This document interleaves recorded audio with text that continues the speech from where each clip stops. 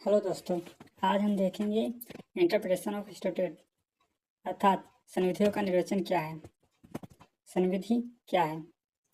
सामान्य रूप से संविधि विधायिका की इच्छा होती है और विधायिका राष्ट्र की प्रतिनिधि होती है जो जनता की इच्छाओं को विधायन के माध्यम से अभिव्यक्त करती है।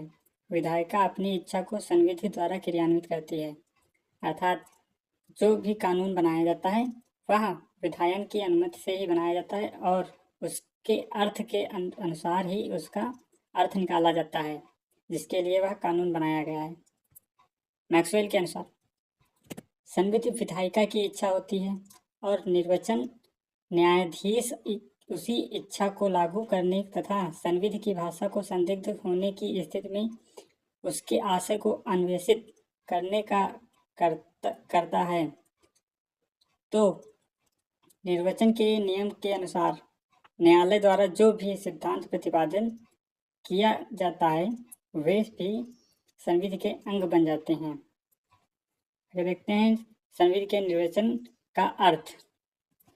संविधि के निर्वचन के अर्थ में निर्वचन एक ऐसी प्रक्रिया है जिसके माध्यम से न्यायालय संविधि के अर्थ को अभिव्यक्त करता है।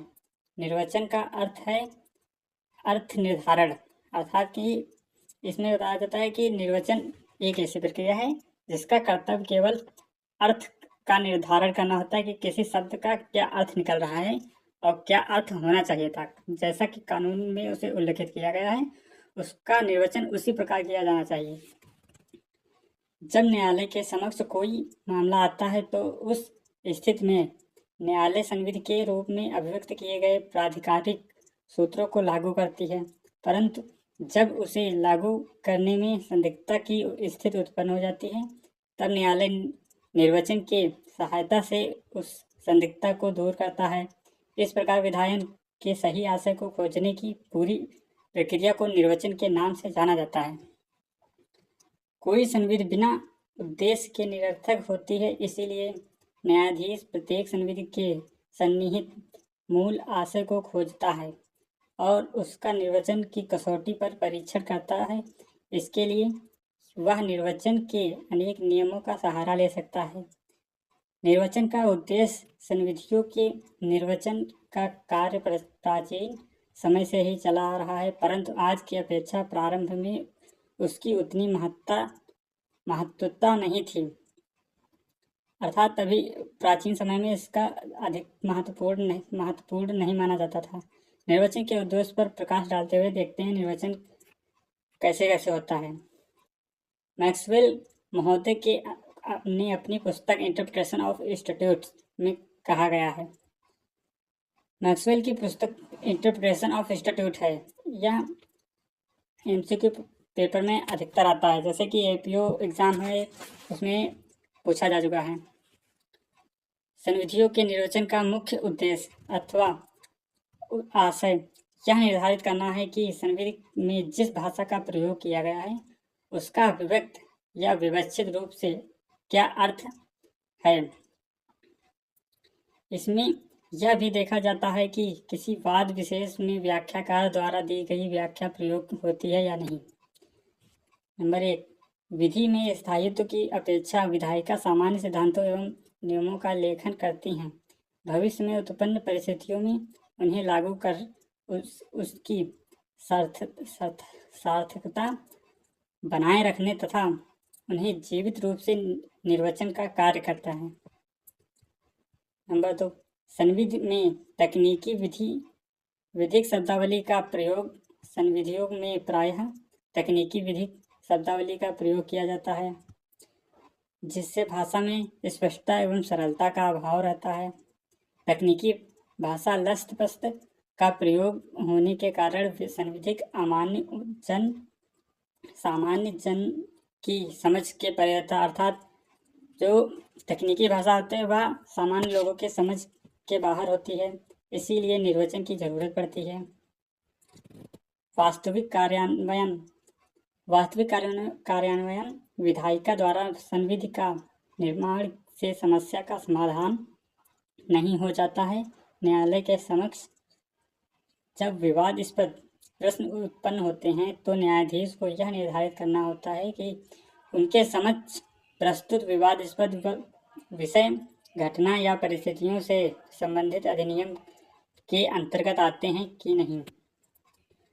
आगे देखते हैं, अर्थान्वयन का प्रथम और सर्वाधिक प्रारंभिक नियम यह है कि कानून में प्रयुक्त किए गए शब्दों का साधारण अर्थ ही लगाया जाना चाहिए तथा द्विअर्थी होने पर सही तथा तकनीकी शब्दों को तकनीकी अर्थ ही देना चाहिए।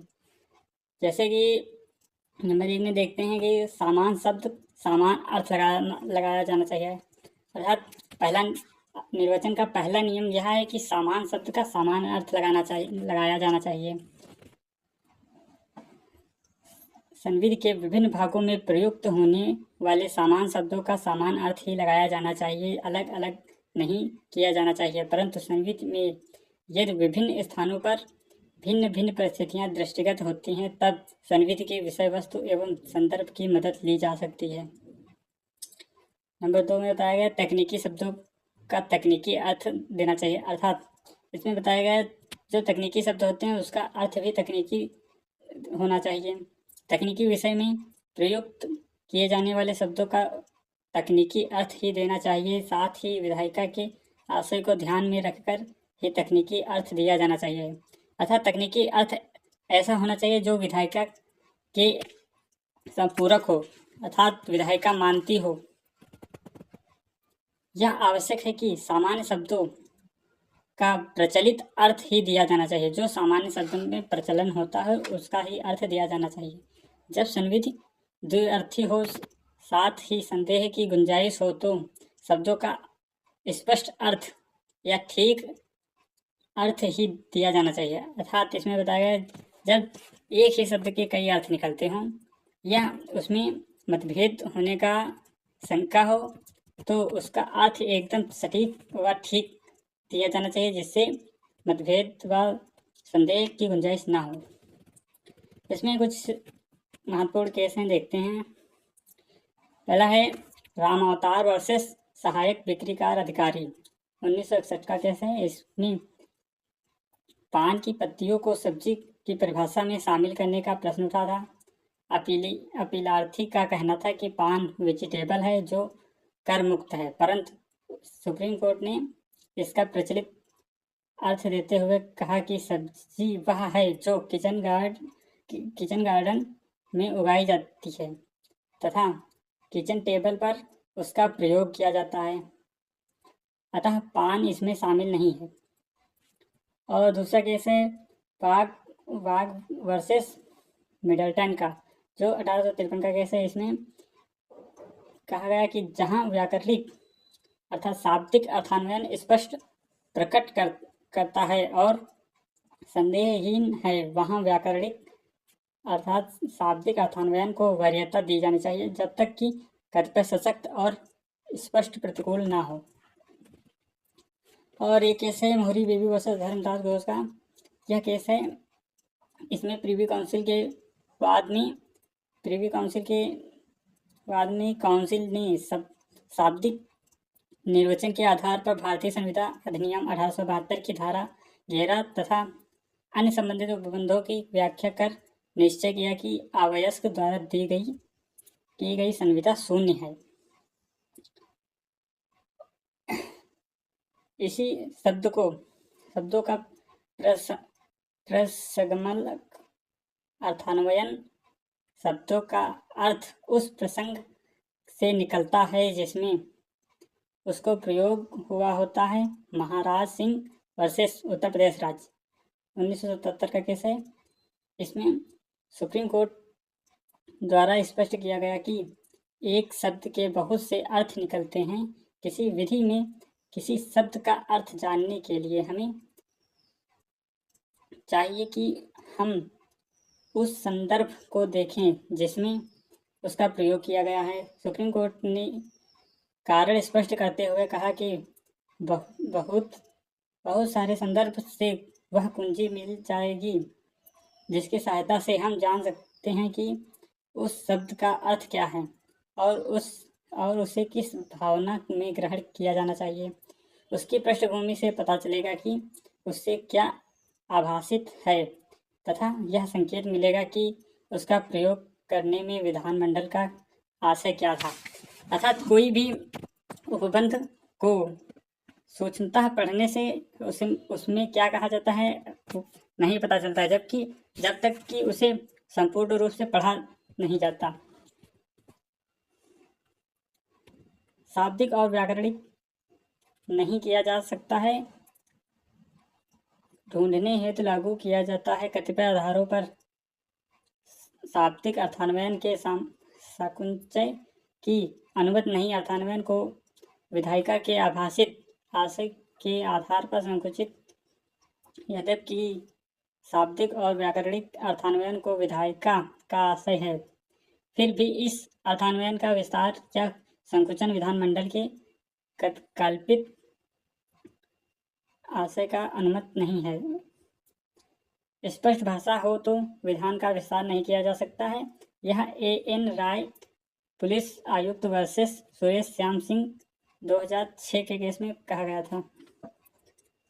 सुप्रीम कोर्ट ने स्पष्ट किया कि यह विधि का सुस्थापित नियम है कि न्यायालय विधान का क्षेत्र अथवा उसके आशय का विस्तार नहीं कर सकता जहां पर संविधि की भाषा सरल और असंदिग्ध है। अर्थान्वयन प्रयुक्त शब्दों के आधार पर ही करना चाहिए, कुछ जोड़ने या निकालने की अनुमति नहीं है। यथा अर्थात भाषा निर्वचन या सकारण लोप का सिद्धांत संविधि का निर्वचन उसमें प्रयुक्त भाषा के आधार पर ही किया जाना चाहिए। यदि विधायिका ने भूल से किसी शब्द का प्रयोग नहीं किया है तो अर्थान्वयन करते समय न्यायालय उसमें ना तो कुछ जोड़ने का प्रयास करेगा, ना ही किसी शब्द को निरर्थक मानकर निकालने का प्रयास करेगा। शाब्दिक निर्वचन की कुछ खामियां थी, वो उसे देखते हैं। नंबर 1 पर है, यह असत्य आधार वाक्य पर आधारित है कि शब्द अपने संदर्भ से अलग, सरल और साधारण अर्थ वाले होते हैं। और दूसरा है, जो शाब्दिक निर्वचन लागू करते हैं वे अक्सर प्रश्नगत शब्दों के शब्दकोशीय अर्थ के प्रयोग की बात करते हैं, लेकिन सामान्यतः शब्दकोशों में कई विकल्प अर्थ दिए गए होते हैं। जैसे कि कोई शब्द है उसके कई अर्थ होते हैं। जैसे कि हम ले लेते हैं सर्जरी का अर्थ केवल ऑपरेशन में ही नहीं होता है, जबकि उसका अर्थ कई जगह लिया जाता है, जैसे सर्जिकल स्ट्राइक हो गई वगैरह वगैरह। और सामान्य शब्दों के बारे में जिनके कई अर्थ हो सकते हैं, सरल अर्थ दृष्टिकोण का प्रयोग नहीं किया जा सकता है। जैसे कहा जाता है कि एक व्यक्ति ने पानी पिया है तो सभी लोग जानते हैं कि उसने पानी पिया है, जबकि अगर कहा जाए कि किसी व्यक्ति ने खाना खाया है तो उसमें यह नहीं बताया जा सकता कि खाने में क्या खाया है। अक्सर नंबर 4 पर देखते हैं, अक्सर न्यायालय के शब्द सरल हैं लेकिन न्यायाधीश उसके निर्वचन के बारे में असहमत हो जाते हैं। इसमें बताया गया है कि न्यायालय के शब्द जो हैं वह सरल हैं, किंतु न्यायाधीश उसके निर्वचन से असहमत हो जाते हैं, मतलब कि उससे संतुष्ट नहीं होते हैं। सरल अर्थ का सिद्धांत न्यायालय के बाहर ग्राह्य हो सकता है। न्यायालय में विधिक सलाहकार 2 अर्थ के बारे में ही दलीलें देते हैं, इसमें कोई तुक नहीं बनता। अर्थात इसमें बताते हैं कि हाँ, न्यायालय में 2 पक्ष होते हैं, दोनों अपने अपने अलग अलग दलीलें देते हैं, जिसमें कोई मतभेद नहीं होता है। शाब्दिक अर्थान्वयन भाषा की प्राकृतिक अस्पष्टता के लिए बहुत कम स्थान देता है। निर्वचन का शाब्दिक दृष्टिकोण पराजयवादी और सुस्त है। 8वां देखते हैं, इसमें बताते हैं, शाब्दिक अर्थ का सिद्धांत वर्तमान सामाजिक विधानों के लिए अनुपयुक्त है, जो पूर्ण स्कीमों और नीतियों का उद्घाटन करते हैं।